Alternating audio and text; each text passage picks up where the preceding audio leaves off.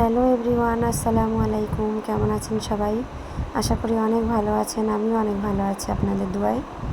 তো আজকে আমার ছোটো বোন এসছে আমার বাড়িতে, আর মেজো বোনও আসবে।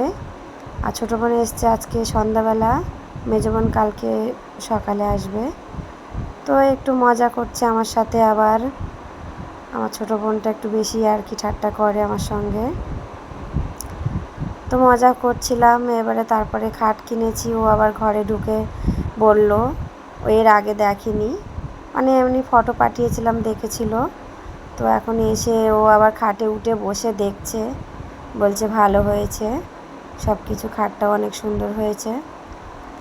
তো আমি বললাম ভালো, সুন্দর হলেই তো ভালো। বলছে না অনেক সুন্দর হয়েছে। তো আমি বলছি বেশ ভালো, সুন্দর। তো এই গল্প গাছা করছি। তারপরে চা বানিয়েছি আমি একটু। ওকে বললাম চল সোফায় বসে চা খাবি। তো বললো না, আমি তোর এই খাটে বসেই চা খাবো। তাই বললাম ঠিক আছে, খাটে বসেই চা খা। তো চাটা খাওয়া হয়ে গিয়ে এবারে আমরা বাজারে যাচ্ছি, একটু সন্ধ্যাও হয়ে গেছে। তো আমাদের বাড়ির থেকে বাজারটা বেশ খানিক দূর। তো অবস্থাটা দেখুন, কত ভিড়। সন্ধ্যাবেলা অনেক ট্রাফিক হয়, আর অনেকটা দূরেও যেতে হয়। আমাদের বাড়ির পাশে বাজার বসে, তো সেখানে মাছ বসে না সন্ধ্যাবেলা, সকালে বসে, সেই জন্য আমাকে দূরে আসতে হয়েছে। তো প্রথমেই চোখে পড়লো ইলিশ মাছ, ইলিশের সিজন যেহেতু। তো ইলিশ মাছ একটা পছন্দ করে নিয়ে নিয়েছি।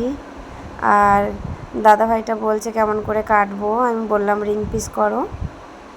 তো সেমনি করেই কেটে দিচ্ছে আমাদেরকে মাছগুলো সুন্দর করে। মাছ কেনা হয়ে গেছে, আরও অন্য অন্য মাছ নিয়েছি, তো সেটা আর ভিডিও করিনি। সবজিও কেনা হয়ে গেছে। এবার তারপর দিন সকাল হয়ে গেছে, আমি রান্না করলাম। চিকেনও করেছি, মাছের মাথা দিয়ে ডাল করেছি, চচ্চড়ি করেছি একটা, তারপরে রুই মাছের কালিয়া করেছিলাম, তারপরে করেছিলাম সর্ষে বাটা দিয়ে ইলিশ মাছের ঝাল। তো আমাদের ভিডিওটি যদি ভালো লেগে থাকে লাইক কমেন্ট শেয়ার করবেন। ভালো থাকবেন, টাটা।